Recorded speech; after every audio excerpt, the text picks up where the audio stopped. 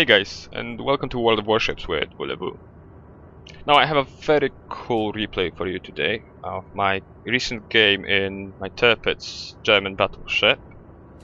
It's on the map of Hotspot, and as you can see it has the new repositioned cap points.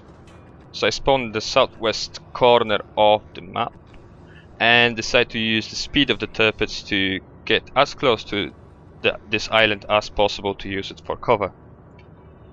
Now there is a Tirpitz to my left. It's much more exposed, and I know that it will become the primary target of any battleships coming around the left side of this island. I also know that I can use that to my advantage because that Tirpitz will be spotting for me. But just in case, I use my fighter plane in the role of a spotter plane.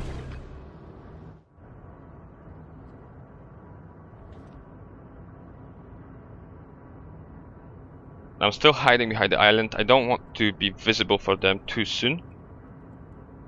And I write to the other Tirpitz advising him that he should not go out there alone because I am not going to support him. At this point it would be a suicide. As you can see, there is already 3 battleships coming this way, and I want to live a little bit longer.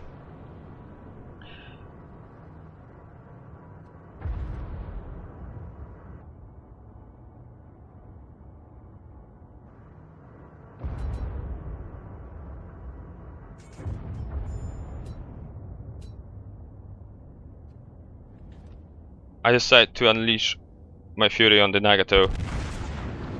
Volley comes out, and I land a monster shot on him. Now I'm using a little bit of psychological warfare because I don't want the Nagato to change course. So the best way to do this is actually to engage them in chat. Now I have a really good feeling that he's writing back and not changing course, and by the time he responds, my shells are already in the air, and it's too late. Unfortunately, it wasn't a very well aimed volley, and I failed to kill the Nagato, but it's extra damage, and I'm really happy with the result of this little ruse that I just used.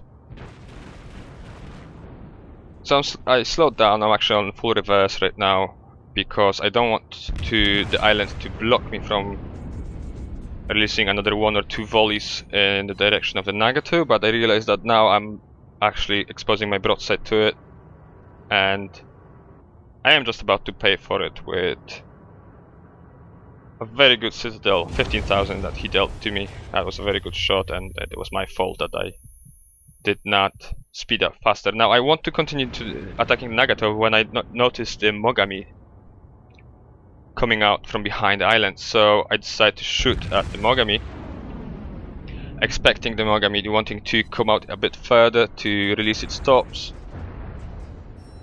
and hide behind the island. So I know that I'm using tops. I know that I'm not in range for hitting anything right now. It's more of an area denial tool than anything else, and I see that the Mogami now is speeding up. It's a big mistake. 6 kilometers, there's no way I can miss. And that's 18,500 damage, and the Mogami must be releasing torps right now if it didn't a second ago, and it's turning away. Slowing down again, hoping to shoot 1 more volley before I hide behind the island, and that's the Mogami's torpedoes. That's the volley out. And at this point, I realized that I'm not in the most favorable position right now. The island is more of an obstacle than a help at the moment because I'm closer to it than the enemies on the other side. So I speed up and decide to engage the enemy from the other side. Now I'm not sure if you would consider what I did with the chat message as cheating or not, but in my opinion this is completely acceptable in this kind of environment, this kind of engagements. the enemy Nagato captain could have just decided to ignore me and actually save his ship. Knowing how players react to this kind of attacks, and that was a monster shot that I released, I sort of knew. I was pretty sure that he would actually take his time to respond and rant about the shot, then actually try to save his ship.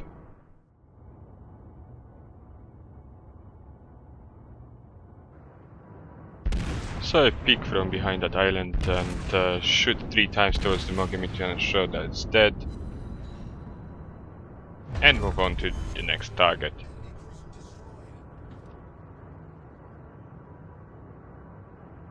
That's already 4 citadels and a kill in the first couple of minutes. Now I look through the scope to make sure that both the battleships are engaging somebody else, and the Colorado, which is not only closer, it also gives me a nice broadside, becomes my target.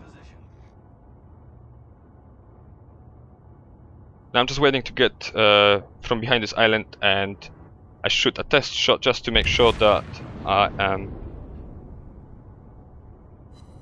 aiming it right, and then release another shot. Unfortunately, I failed to get any citadel hits.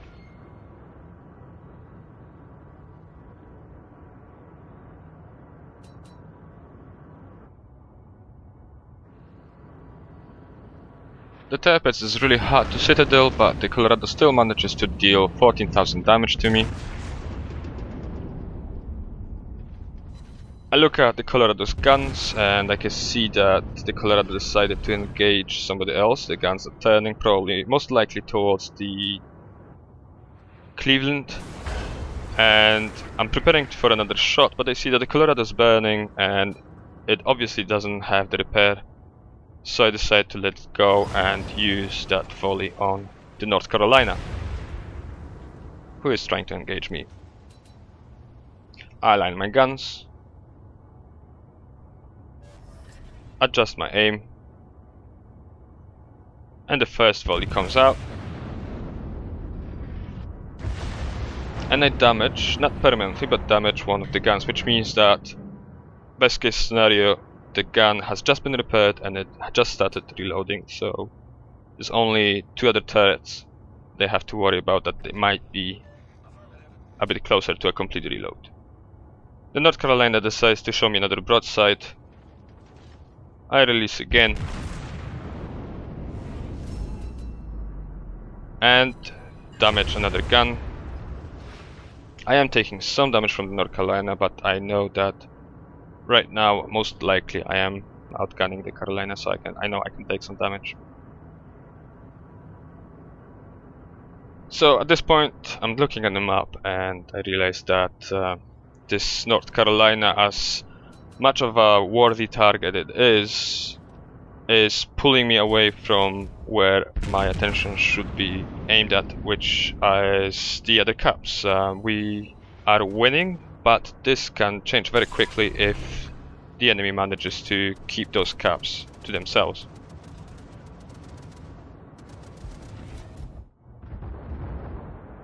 So as I decide to sail towards the other caps and defend the A cap, I'm still aiming at the North Carolina. I release a volley which destroys permanently one of its guns, and that volley gives me the high caliber award.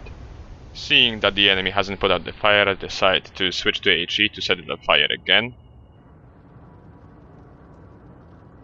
The North Carolina misses completely. My guns are reloaded again. Another volley. But this is the moment where North Carolina decides to repair, and I know that my fire setting shot will be wasted. Switch back to AP. And at this point I decide to switch targets, as there are 2 enemy ships contesting the rights to the A cap. So I want to make a full circle. I don't want to get too close to this Benson because I don't know if it has got torpedoes ready, so I keep turning and I release a broadside on the Aoba. Both the enemy ships are engaging me, they are trying to set me on fire.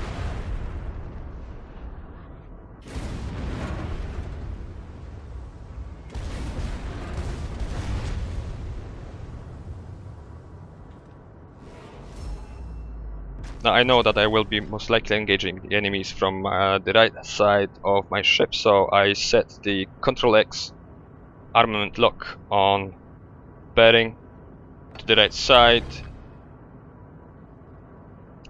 But the ship I was intending to attack, the North Carolina, dies, so I switch back again using the Control X to the left side to be ready to engage the Aoba.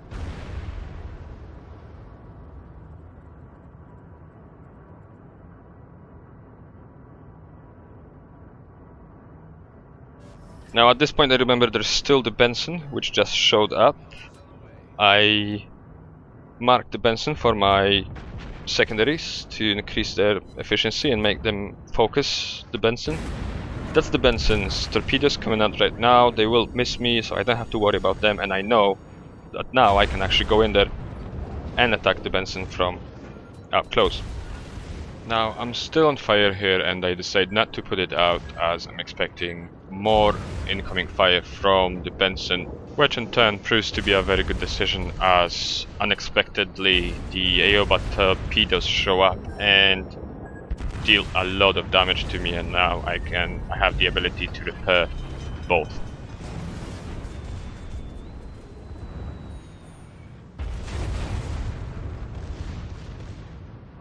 My secondaries are doing short work of the Benson.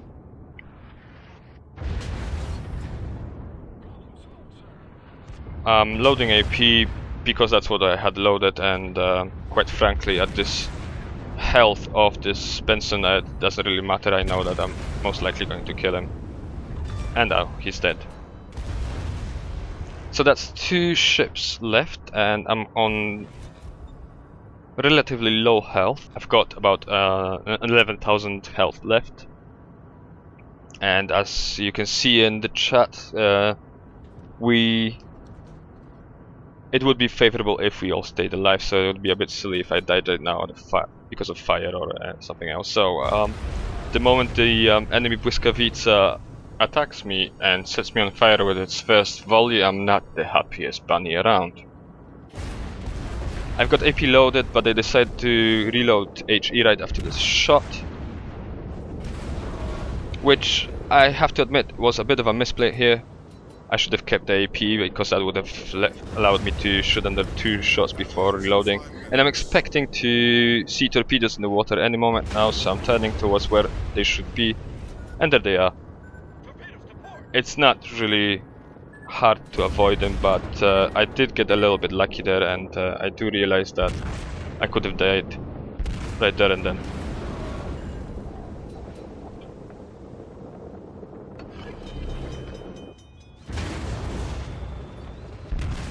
Another 2 shots, and the Błyskawica is dead, and I get a Confederate award for this. But now I realize that I'm only 10 kilometers away from the Aoba, which is about half health. I've only got about 6,000 health points left in my health pool, and I could actually die. And here's the incoming icon, which means that the Aoba is shooting at me. And I know that I'm in trouble. I need to get away from there because I might actually die and slow down our team's win.